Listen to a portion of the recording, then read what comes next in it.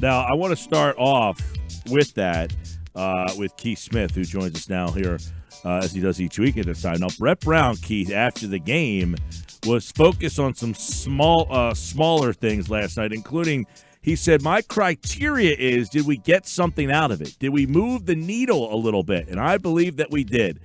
Are you able to learn anything about this Sixers team without Joel Embiid, without Ben Simmons? Is there little things that we can take from losses like the one against the Clippers the other day, like the one last night to the Lakers? That's a throwback quote from the process days for Brett Brown right there. It's tough. The Clippers game, yeah, you can take things away from that. Shake Milton had a great game. They were competitive in the building with one of the teams that's considered to be a title contender. That's pretty good. With the Lakers, maybe you could look into it and say, hey, we're competitive for a half without a lot of our guys. Now, Horford got banged up in the game, but that one's a little bit harder to draw much from because it looked like they caught the Lakers a little sleepy, and then the Lakers woke up and proceeded to blow their doors off. So not sure, it's probably a little bit of give and take, but I'm not sure how much you want to take from that second one. All right, I want to ask you then. I don't know how much you've seen of Shake Milton or watched of him or what you know of him, but 39, he had hit 13 straight threes. He was shooting 80% from three. Now, last night he didn't do much in terms of a breakout game, but he still scored double digits. Do you think that the Sixers, through this little rough patch, have maybe found something they were missing? Yeah, I think they might have. I think anytime you are in a position where you're down guys, which they obviously are with Simmons, Embiid, and Richardson, Simmons and Richardson being kind of more impactful to Milton in his playing time, you throw a guy in there and kind of say, hey, what do we got here? And every once in a while, that guy steps up and really shows you something, and all of a sudden you're like, hey, maybe we got something here. And that player, then kind of can take that confidence gain from the bigger role back into his bench role, reserve role, or even if he continues as a starter, and just build on that from there. So I think I know they liked Milton. That's why they gave him a 4-year contract before this season after his two-way deal expired. But now I think they feel pretty good. Like, all right, hey, this guy is someone we can at least throw in there in a game against good teams. Trust that he's not going to be, a negative player. He's at least going to keep things even for us and potentially even more. Keith, after the monster afternoon that Shake Milton had against the Clippers, of course, Sixers Twitter, which is a whole world in itself, we're screaming at Brett Brown again. It's a scary world, too. It's a frightening, frightening world. Don't ever go there, Keith. Stay where you are. Oh, I've been there. I'm sure you have. But the Brett Brown talk was out and about again, saying how could this guy not have realized what he had in Shake Milton? He had about 30 games where Shake was either DNP or inactive. So do you, take into account any of that? Do you say, man, Brett had something here and he missed it? Or is that kind of garbage? Yeah, I lean more towards the second. I think the coaches see these guys every single day, so they know what they're doing. And I'm not saying at all that Shake Milton is this guy, because obviously I'm not in the facility, but we've heard this a million times. Sixers fans are familiar with it. A guy like Allen Iverson, it's what are we talking about? Practice. There's some guys who are practice guys, and then there's other guys who they turn it on when the lights come on, and they're ready to go in that full building. And maybe Shake Milton's got a little bit of that in his game, but I think it's more of a case of every once in a while you get desperate and you have to go deep into the bench and say, hey, I need you tonight. And sometimes that guy steps up. Now, let's not go crazy, too. He had one monster game. The NBA is filled with guys who have had one monster game, and then there's a handful of guys who have a good month. Some guys even have a whole good season, and and then it doesn't amount to much after that. So, I'm hoping for bigger things for Shake Milton, and I think if he can pan out, he's exactly what the 76ers need, because as that roster gets incredibly expensive in the coming years, he's under contract for a long time, for the 3 seasons after this one, on a minimum deal. So that's going to be big for them to keep. They can get a kind of cost-controlled, cheap, young player. That's really important. We ask you every single week, Keith, about Al Horford, but here we go again. Regarding Al Horford, it seems like now there's only 20 games left to play in the NBA regular season, and it's just you feel like you know what you have with Al Horford in a Sixers uniform. And have you learned anything more? Have you solidified, an opinion or thought on Al Horford and his year he's had so far in Philadelphia? Because to me, and we've said this already, but he's lost a step clearly, and there's just not a chemistry with this roster and Al Horford. Yeah, it's that last one is the thing that's really sunk home for me. He just doesn't fit, and some of that is because of that lost step. When I watched both the Clippers and Lakers in those last couple of games go at him over and over and over again and pick and roll, that's really eye-opening because that's not something teams ever did. You weren't going to challenge Al Horford because for most of his career, he was able to switch on to the ball handler, whether that be a traditional point guard or forward who handles the ball, no matter what it was, and hold his own and you were really kind of fine with that. That was a big chunk of why he's such a weapon defensively. To watch those teams go after him and basically say, this is the best matchup we have. We want to get Al Horford switched on these guys.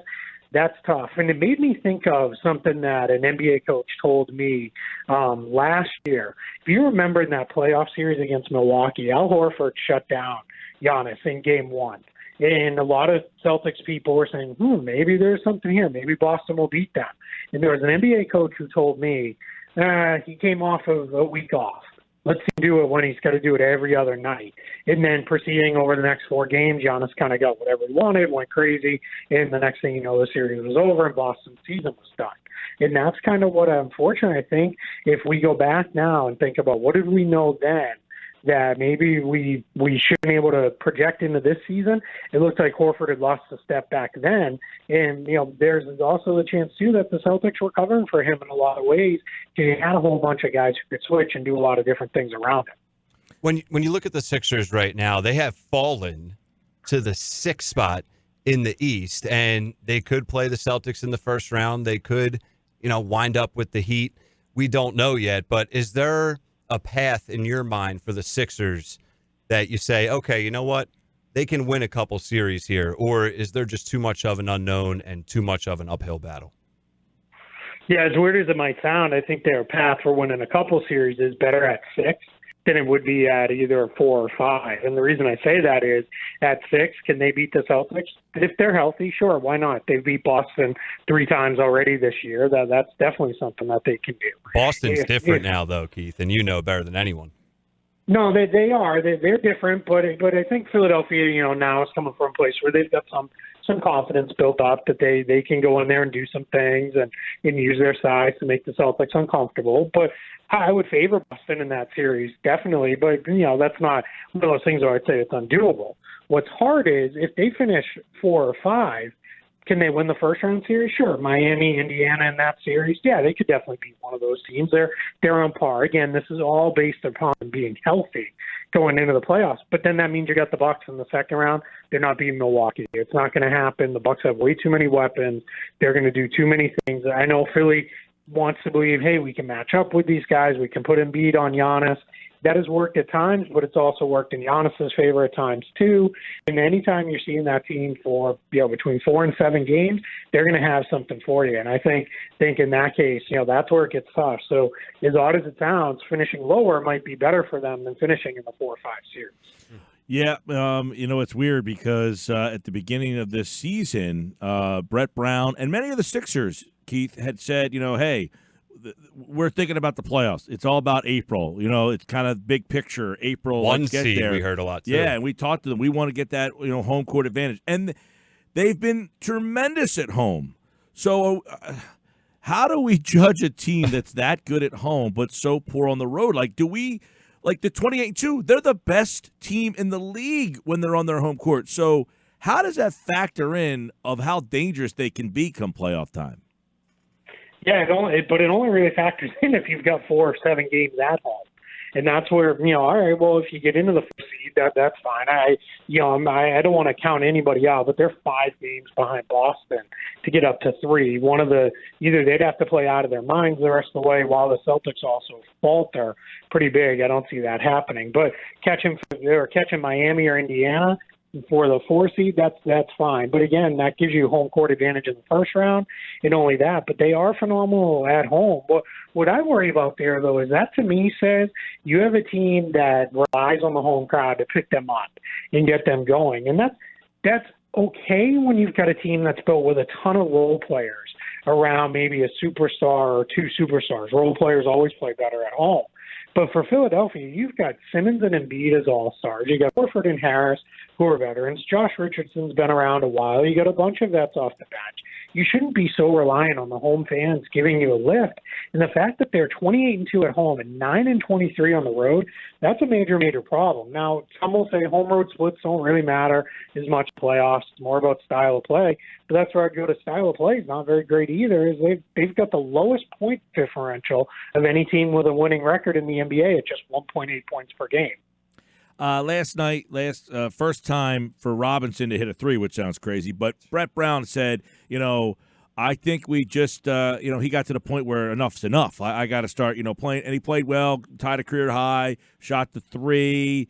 What we thought Burks and Robinson were going to be, we haven't really got a chance to see them in those roles yet because of all the injuries, but was that a positive sign to say, okay, Robinson hit a couple threes, Burks has kind of done something, they got Milton, you get the other two guys back, Richardson should be back, he's got a concussion, but was that, Brown said last night, I saw some encouraging signs, was that an encouraging sign to see, okay, Burks has done all right, he's kind of finding something, Robinson start to shoot ball, or is that, those guys are just who they are, regardless of whether they start playing better, they're not changing this thing?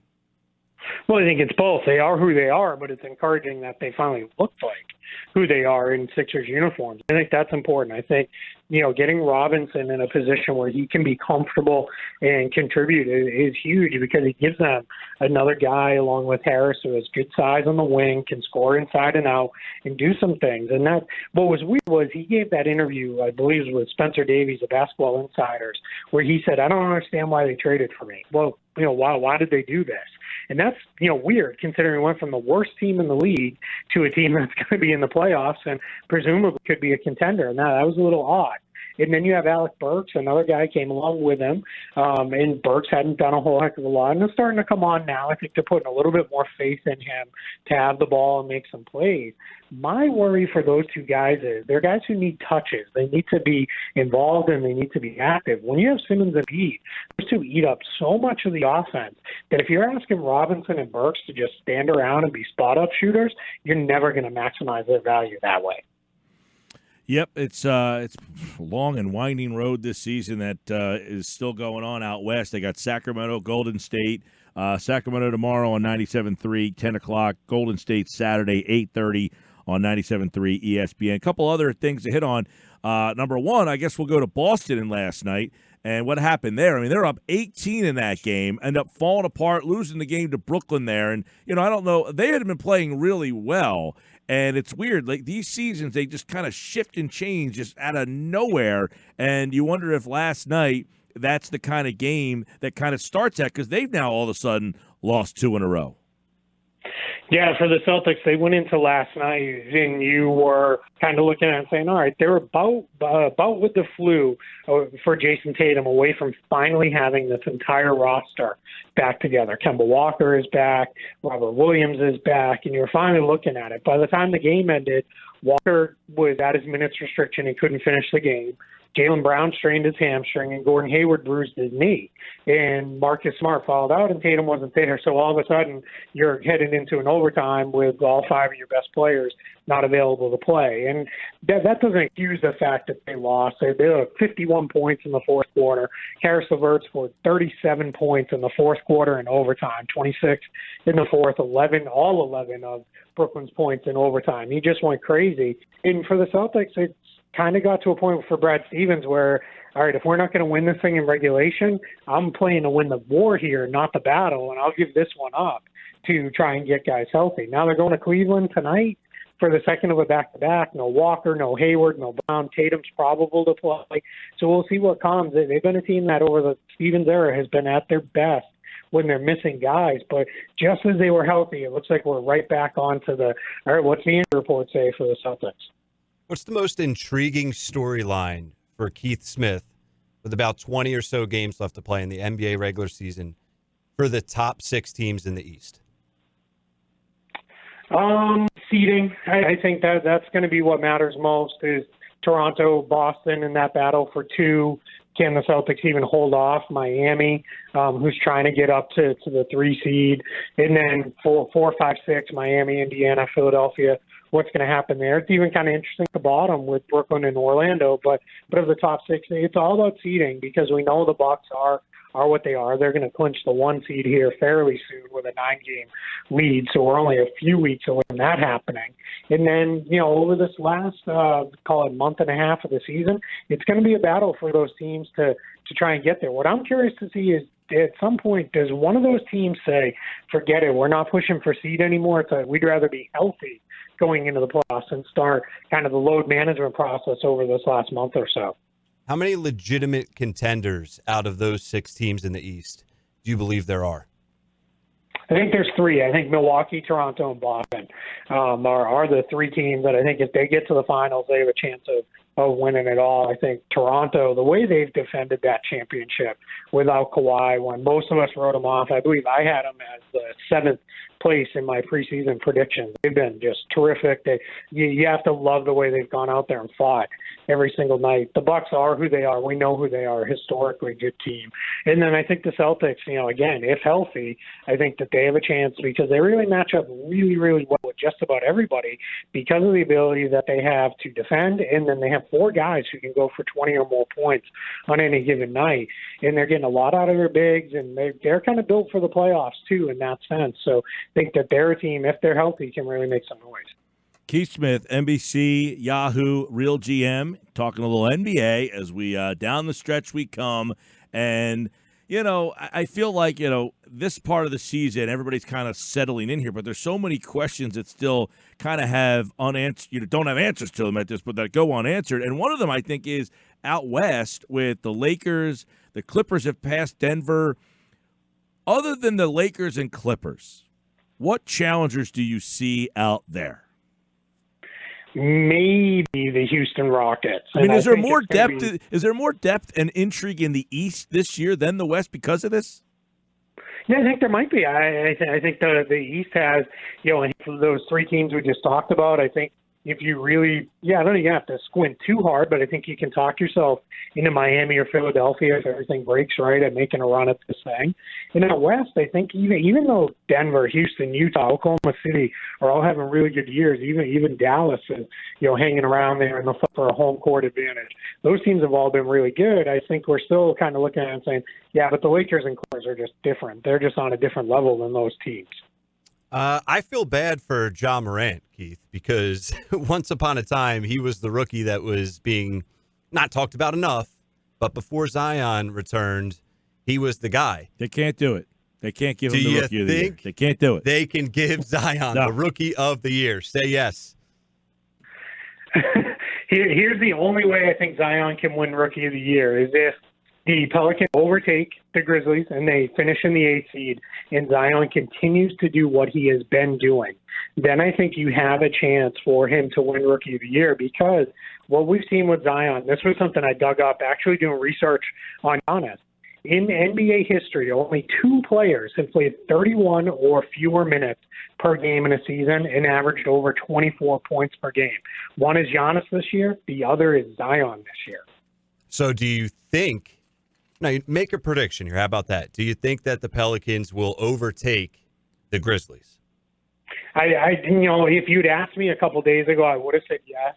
Now they have fallen because the Grizzlies won a couple in a row. Yep. Pelicans have lost a couple in a row. They're 4 games back. They would also have to climb the Spurs, Trailblazers, and Kings. That's to even get to Memphis. That's a really tough ask. You're having to beat out 4 other teams to get in the playoffs. I'm going to say no, and I think that's going to be ultimately what makes the difference. I don't know that Memphis necessarily gets the spot. I would make them the favorite right now, but I think it's going to be really hard for the Pelicans to get there, and that'll make it impossible for Zion to win. Now, before I so rudely cut you off, you were about to give me other teams in the West. I think you were saying maybe Houston, but I'd like to hear the rest of that. Yeah, it's maybe the Rockets. I think with the way Russell Westbrook is playing, really, but since about Christmas, when he really adjusted, started taking so many jumpers and said, I'm going to attack the rim, this funky 5-out style that they play, how aggressive they're defending people, even James Harden getting super involved defensively and, active hands and doing some things. That's tough. And that's a tough look to see, that many games in a row. What I worry about with the Rockets is holding up, because not only are they playing super small, but they're only really playing about 8 or 9 guys, meaningful minutes. And of those 8 or 9, only 5. Their 5 starters, or 6 if you want to include Eric Gordon in the mix, are playing really big minutes. So that's tough. That's hard to ask guys to do for another month. The home court, we talked about home court advantage in the East. Well, it's a mess in the Western Conference. Clippers are two seed right now, but they're only 2.5 up on the Rockets, who are in the 4 seed, only 3.5 up on the Jazz for 5. We could see a whole bunch of seeding going on there, and you start to wonder, a team's going to do like they did last year, pull some shenanigans to try and avoid top-seeded teams where nobody really wanted to play the Warriors until they had to. I wonder if teams might start taking a look and say, let's avoid the Lakers as long as humanly possible here. All right, Keith Smith at Keith Smith NBA on Twitter, and of course each week here on the Sports Bash, we're getting close to the playoffs, and it is going to be very, very interesting. The East has about 6 teams that are kind of in the mix. You just heard what he said about the West there. We'll see. I mean, I think obviously the one thing that's interesting in the West is like a team like Dallas at number 7.